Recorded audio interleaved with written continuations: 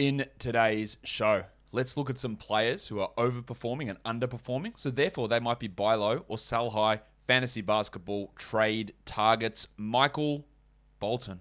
Thanks, Josh. It's Michael Bolton here, and it's time for another episode of the Locked On Fantasy Basketball Podcast. Let's get to it. Let's get to it, indeed.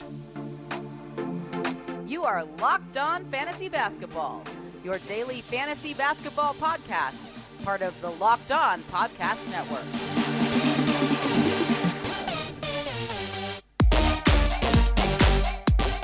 Hello and welcome to the Locked On Fantasy Basketball Podcast, brought to you by Basketball Monster. My name is Josh Lloyd and I am the lead fantasy analyst at basketballmonster.com and at Yahoo Sports Australia. And you can find me on Twitter as always at redrock_bball and on Instagram at Locked On Fantasy Basketball. Today's episode is brought to you by Rock Auto. Amazing selection, reliably low prices, all the parts your car will ever need. Visit rockauto.com and tell them that Locked On sent you. Also, thank you for making Locked On Fantasy Basketball your first listen every day. We are free and available on all platforms. Let's talk buy lows and sell highs. Remember, a lot of the time with trades, you make mistakes by doing them, by going too hard on them or being too eager to trade. So it's about looking, seeing if you can get the value, but not necessarily doing it. A buy low doesn't mean buy the player at what you think they're going to become. A sell high doesn't mean trading them away for what they were pre-draft. It means you try and extract value. If it doesn't work, oh well, you just move on. You keep the guy who's performing well. You leave the guy who's performing poorly on another team, and you just don't do anything about it. Had a lot of people telling me, we were looking at trades that had been done for these players in the past. Oh, these are taco leagues, Josh. These are unrealistic trades. So I'm going to do it a little bit different today. I'm not going to go through trades that have been done. Like, oh, those trades are unrealistic. They would never happen. That's what people would say. Now, to counter that, they were literally trades that did happen, and I do sort through those trades to find the ones that are not realistic in the slightest. And you might tell me, in my league, this won't happen, but there are plenty of leagues where weird shit goes on because people react too quickly or overvalue or undervalue things, and that's the sort of things that I was trying to point out. But what I'm going to do today is just talk about why these players are undervalued or overvalued at the moment and sort of what we can do with that. So let's talk about that right now. I'm going to start in Miami with some sell high options, or one sell high option in Miami, and it is Kyle Lowry. He's the 25th ranked player over the last 2 weeks in category leagues. He's 48th in points leagues over that time. All right, 25th is obviously awesome for Lowry. We've seen him in the past be a top 20 player, but that was years ago. Right, I don't expect him to be at this level. Lowry, I expect to be for the year in like the 45 to 60 sort of range, probably more 50 to 65 sort of range. So he's obviously outperforming that at the moment. So how's he doing it? Well, he's hitting 67% of his two-pointers. He's also playing 37 minutes a night, and he's a guy that's had consistent injury issues, especially as the season wears on throughout his career. So that 67% two-point number, you can 100% expect that to drop off. And when that drops off, as we saw at the beginning of the year, when he wasn't even a top 100 player, his value does tumble. So I think what the idea is what's he currently doing? 25th ranked player. What do I expect him to be? 50 to 65. Where's like an okay middle range in terms of who you get back in a trade? You're never going to get a top 25 guy back, but you also don't accept him back for a top 60 player. Maybe you split the middle. That's generally a good rule of thumb. So if I can get like a top 40, 45 player back in a trade, I do it. Otherwise, I ride out the hot streak for Lowry. And that's generally what you should be doing. Look at what are they currently doing? What do I think they might go back to later on? And try and split the middle there to upgrade. You're not going to upgrade 40 spots of value on Lowry, but you might get 20. You might get 15. And that's at least worth looking into, especially for an older player playing 37 minutes a night who has had significant injury problems that are wear and tear related throughout the course of his career. And I think that is something to look at. Next one, we look at Myles Turner. And the number one thing we can look at with Myles Turner, of course, I think to begin with, is he's the 5th ranked player in category leagues. And I don't think anybody, even Myles Turner, wouldn't be expecting that. He's been great. He's only doing it in 31 minutes a night. He's 22nd in points leagues as well, and historically, he has not been a good points league player. So there's obviously something happening that's elevating the numbers up. 31 minutes a night, that's not gigantic. So what is it? Well, it's 59% from the field, for Myles. That's really elevating his numbers. That's 67% from 2-point range and 53% on his 3-pointers. He's hitting almost 3 threes per game, so he's attempting about 6 per game. He's also blocking almost 4 shots per game. So there's 2 gigantic outliers there, the 3-point percentage and the blocks. They will come down. Now, Turner's the 19th ranked player this year. It's realistic that in category leagues, it's realistic he could finish there. In points leagues, he's 42nd. I think probably a more realistic outcome for Turner is in the 25 to 30 range in category leagues and the 45 to 55 range in points leagues. Right, and where he is at the moment, right, if I think he's going to be 30th, he's currently 5th. If I can get a top 20 player back, a top 17 player back, a second round guy, maybe like a Fred VanVleet, maybe a Bradley Beal, but again, they're very different type of players. I would be considering doing that. Look for that underperforming top-end player and see what you can do. That's the way you should be attacking that, I think. Tyrese Maxey, we elaborated on him yesterday, and I think you could see where this was going, that he'd be in the Sell High show, and here he is. He's the 31st ranked player over the last 2 weeks in category leagues, 43rd in points leagues. They are numbers which are obviously astounding. He's averaging 20 points per game in the last 8 games, but he's doing it in 40 minutes per night. He's doing it shooting 48% from 3 and 53% from the field.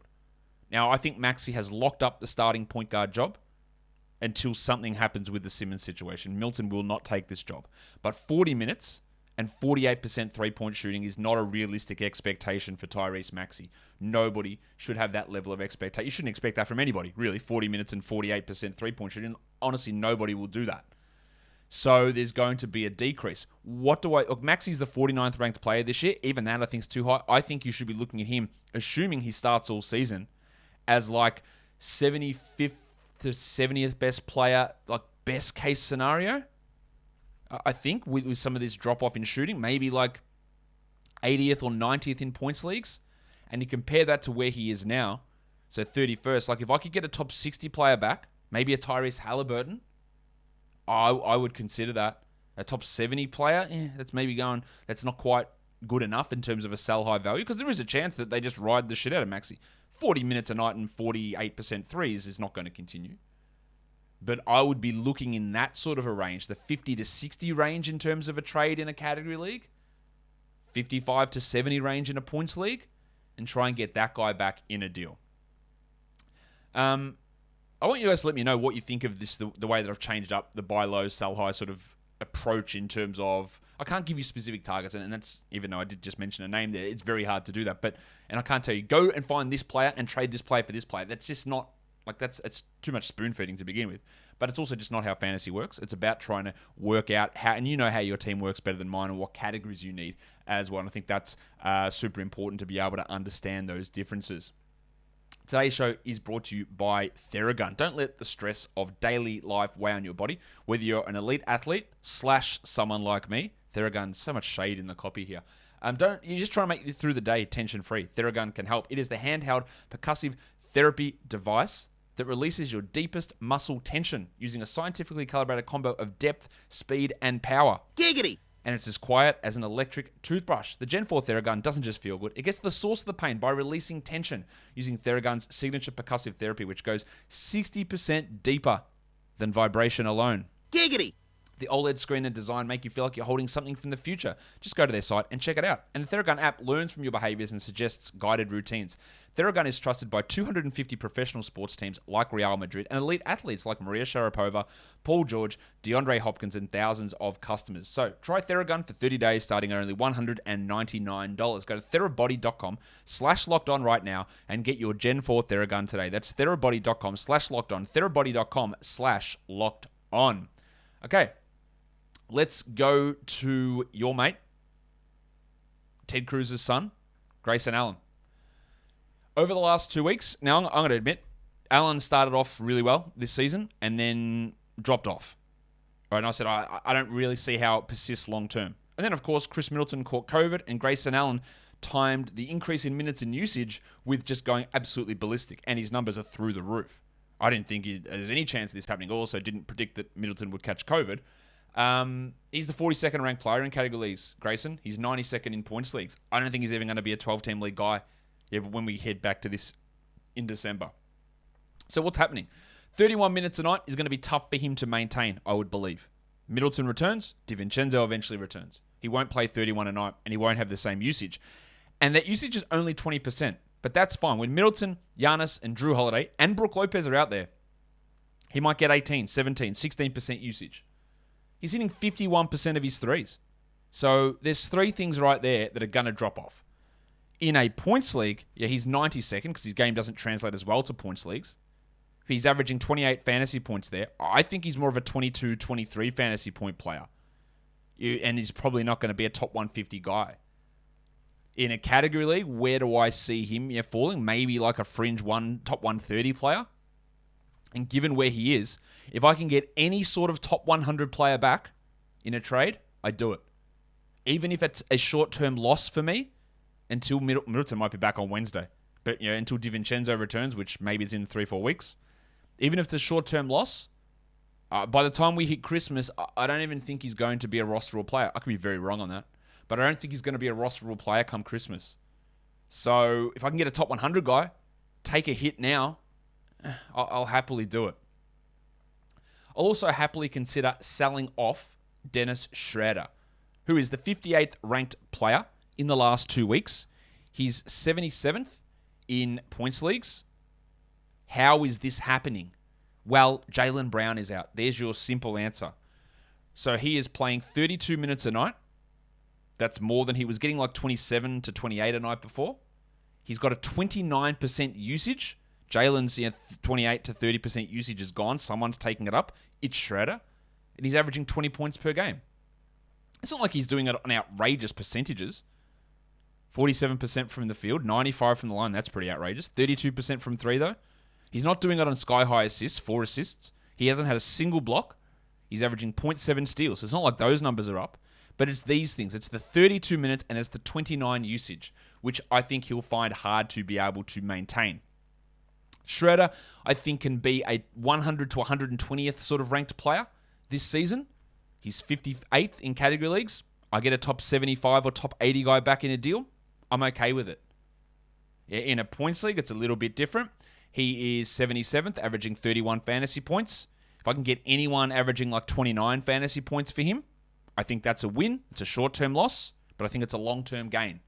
And that's sort of the range that I'm looking for with Dennis Schroeder. Let's look at buy low players now. This guy is not a very good NBA player. He is not a star caliber player. He is not an all-star upside player, in my opinion. And his name is Cousin Kevin Porter Jr. So, Josh, if you say all those things, why is he on your buy low show? Because I do expect him to be significantly better than he currently is. Significantly. Because over the last 2 weeks, Kevin Porter is the 207th ranked player in category leagues and 96th in points leagues. I think there is a chance in a points league he could crack the top 80, 70, 60. 30 points per game is a possibility. So why is this happening? Number one, he's not that good. But number two, even though he's not that good, these percentages can't stick this bad. 35% from the field is just an atrocious number. Tony Roten's looking at that and going, man, you suck. That's how bad that number is. He's got to be better from the field. And that's, of course, percentages impact so much. He's only averaging 13.7 points because the shooting is so bad. 24% from 3, 42% from 2, and only 66% from the line. Like, he could go from being like asshole level of shooting that number to being just mediocrely piss poor and be a 42-71 guy hitting 31% of his threes, and it's a gigantic upgrade. Like, he can go from being worst in the league to being just bottom 25%, and it's a gigantic win. He's also only averaging 5.4 assists because his teammates in Jalen Green and the Crucifix Christian Wood, who we might hear from soon, to be honest, they're not hitting shots. So, yeah, that number can go up as well. The biggest problem is the shooting, and again, he's not that good, but there's got to be an improvement coming in terms of those shots going in. He just cannot be. I refuse to believe that he will be this bad. He also averages an astonishing 10.5 potential assists per game. So that's where you have some faith in those numbers going up. He's averaging 5 assists, but 10 potentials. And normally you get a 50-50 ratio is about right. So that pushes you to 7.5 to 8 assists per game. When some of the shots finally start to go in for some of these other blokes. And that gives you a gigantic bump as well. Tie that in with percentages, and this is why I think he's a hold. You would never hold the 207th ranked player if you expect him to be there, but I don't. So I look at him. If I can get him for my 2 worst players in a trade, I think he can cross the top 100. If you're punting field goals, I think he definitely can. If you're punting both percentages, it's top 80, I reckon. So if I can trade my 2 worst players for him, I would do it. Speaking of the crucifix, Christian Wood's been also really, really poor. It's no surprise that, I don't think Christian Wood is a long-term future star either. And I don't know if he remains on this team. He's 162nd over the last 2 weeks, but 47th in points league. So that should give you some understanding of what's actually going on here. He just cannot hit anything. 15 and 12 are not bad numbers, but 45% from a field, from a guy who historically has been very, very efficient, and 46% from the line. This guy was a 74% career G League free throw shooter. It did drop off last year to like 67%, but 46 is abominable. He's had a lot of off-court, I wouldn't say mental issues, but behavioral type issues. And he's had pouting situations already this year. Is this impacting his free throws to that degree? Surely it improves from there. He's also, for a guy that used to block a lot of shots, not blocking any shots. 0.7 blocks, hitting 28% of his threes. This all has to improve. It won't all stick this bad. So I think Wood can still go back to being a top 80 guy and top 50 if you're punting free throws.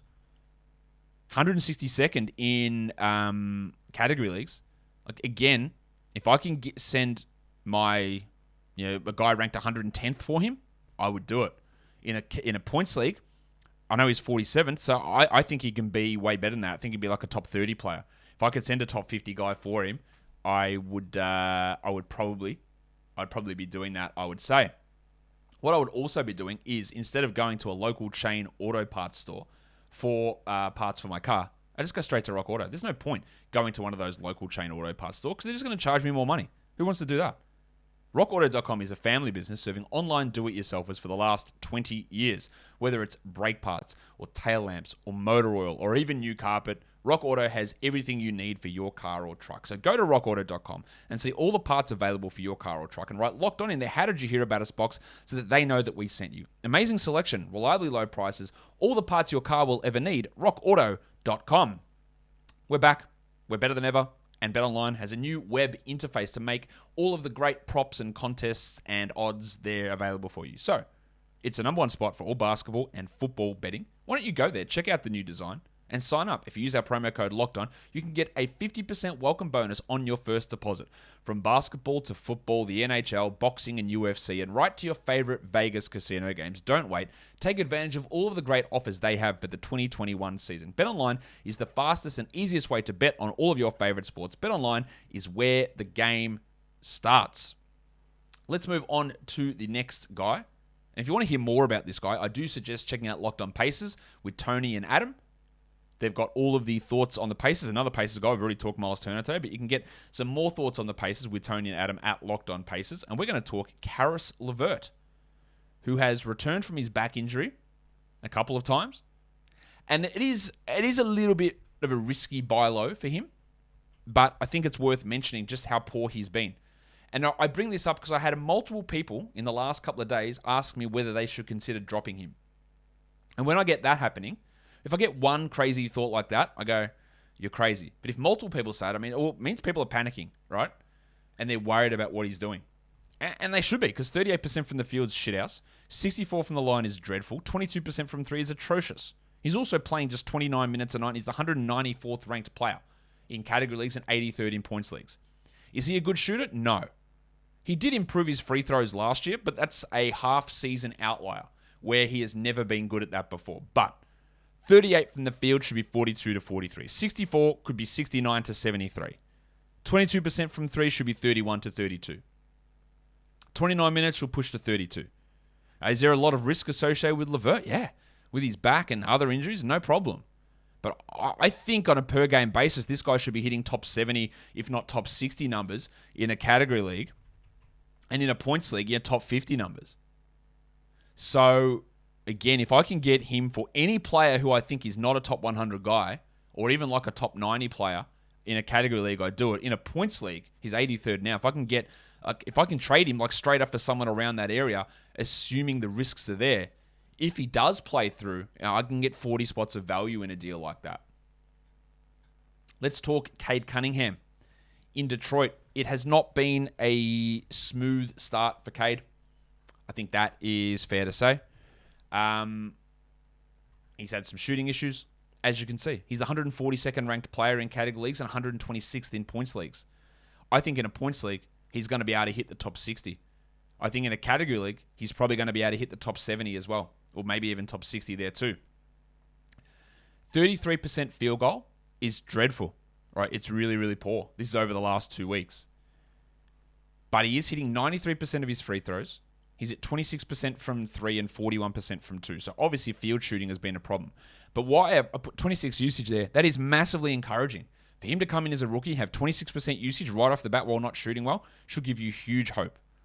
He's also only at 3.2 assists. Now, part of the concern, I guess, with him in college was that where are the assist numbers for a guy who's a point guard? Why are his assist numbers so low?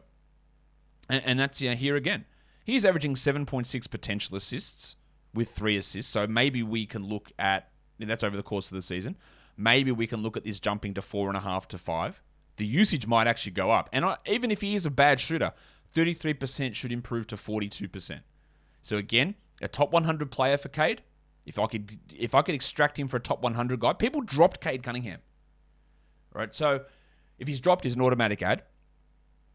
And the people that held him probably have more, diamond hands than others. But if I can get him for a top 100 guy, yeah, sign me up. I'll do it. The last player for us to talk about is Lonzo Ball in Chicago. Lonzo started out this season really well. He had some stretches of top 20 play. He's not there at the moment. 92nd in category leagues and 95th in points leagues over the last 2 weeks. He's averaging under 28 fantasy points. I think he's like a 31 fantasy point player this year. I think Lonzo's a top 60-ish sort of player in categories. Why is he this low? 36% from the field and 17 usage and 4 assists. So not only is he not taking shots with a low usage, but he's also not getting assists. And the shots also aren't going in. But it's not that the threes aren't going in because he's hitting 47%. He's at 21% from 2. So we expect the threes to come down. But Lonzo can be a 39-40% three-point shooter. Literally no one is a 20% two-point shooter. That is going to improve. He's also taken 0 free throw attempts in his last 7 games. That's Rajon Rondo-esque. 0. So that's going to improve. It has to. He has to take a free throw at some point. The assists, they might not hit Pelicans levels, but 5+ should be okay. The usage, maybe that sticks at 17. That's fine. But 36% field goal should jump. The 2-point numbers are going to jump. The free throw attempts are going to jump. And he jumps back to being a top 60, maybe top 50 player. So if you can get him for a top 75, top 80 guy, I would absolutely be doing that. That will do it for today's Buy Low, Sell High show. Let me know what you thought of the way that I changed that up. Do you like it? Do you prefer the other one? Tell me in the comments below. And follow this podcast on Apple Podcasts, Google Podcasts, Stitcher, Spotify, and on the Odyssey app. Give it a thumbs up. Leave your comments down below, guys. We are done here. Thank you so much for listening, everyone. See ya.